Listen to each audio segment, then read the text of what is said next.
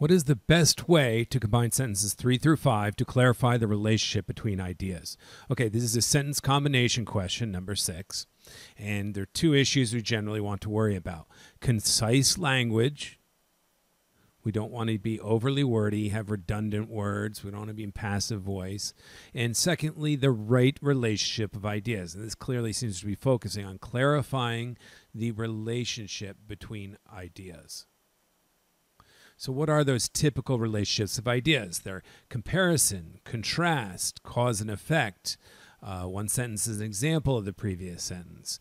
Additive ideas, things like that. So get to know your relationships of ideas and the associated transition words. So let's go up and kind of see what's going on in sentences 3 to 5. 3, people who code have to learn this language.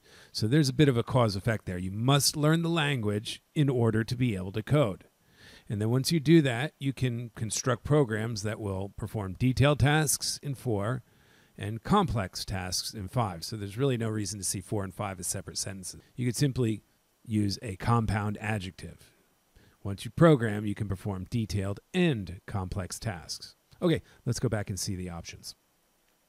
People who code, E, have to learn this language because they can construct programs that will perform detailed and complex tasks. So people who code have to learn this language because they can construct programs. Well, wait, that's reversing the order. That's mixing the facts. You can't construct the programs to do the tasks unless you've learned the language of coding first.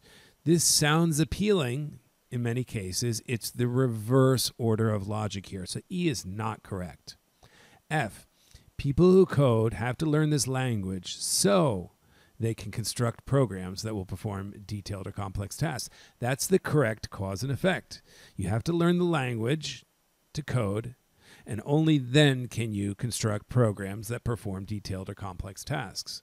So F looks like it's going to be our answer. Notice there's only one difference between A and F. It's literally one word. So versus because. Everything else, I believe, looks exactly the same. Just those differences in words result in a different mixture or progression of ideas. E is wrong, F is correct logically. So be careful of the particular language. Only one word made the difference here. Let's look at G and H just to be sure. G, when people who code have to learn this language.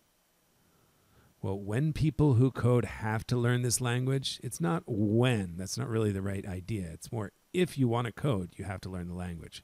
It is so they can construct programs that will perform detailed. The last part is okay. This first part is not correct. H, if people who code have to learn this language, okay, they do. It's not a hypothetical, right? They do need to learn the language.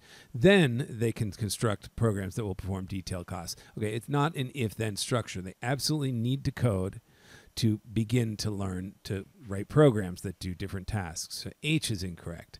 F is the correct logical sequencing of ideas. That's the correct answer for 6.